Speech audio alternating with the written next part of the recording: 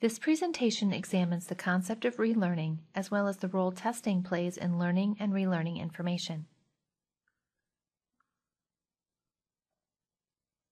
We hold more traces of memories than we can ever recall, recognize, or reconstruct.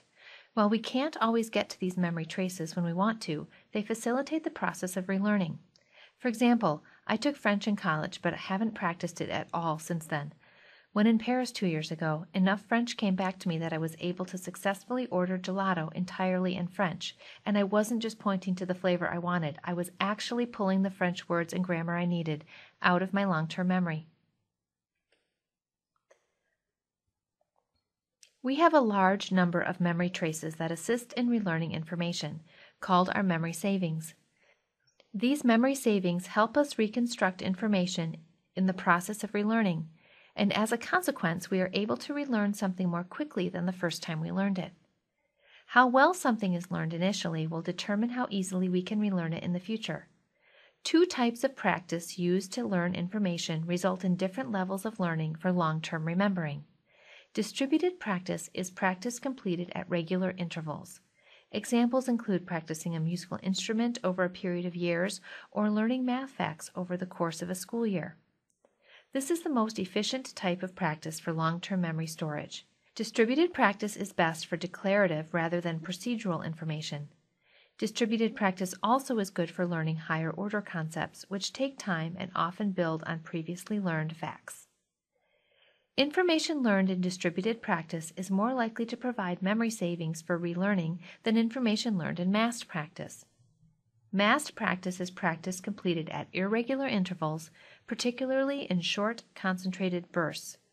So cramming for a test the night before is an example of massed practice. While cramming might get you through the exam the next day, it is not an efficient method for long-term memory storage. When I took French in college, I took a 1-year intensive course sequence which crammed 4 semesters of French into 2.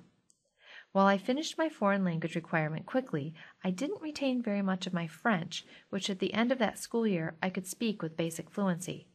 Just think how great my French would have been in Paris if I had learned French with distributed practice instead.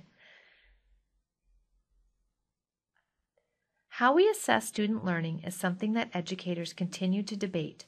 But what about the assessment itself as a learning tool?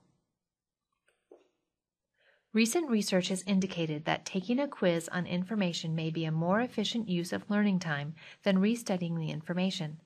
The testing effect is the influence that taking tests or quizzes over material being studied can have on learning and retention. Taking quizzes on information we are learning allows us to practice our retrieval skills. It provides an opportunity to strengthen connections between information and highlight areas that need more elaboration for long-term recall.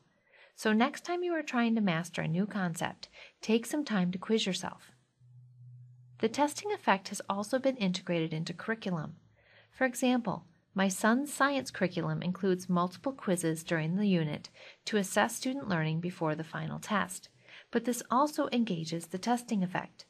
Consider how you can use a testing effect in your classroom.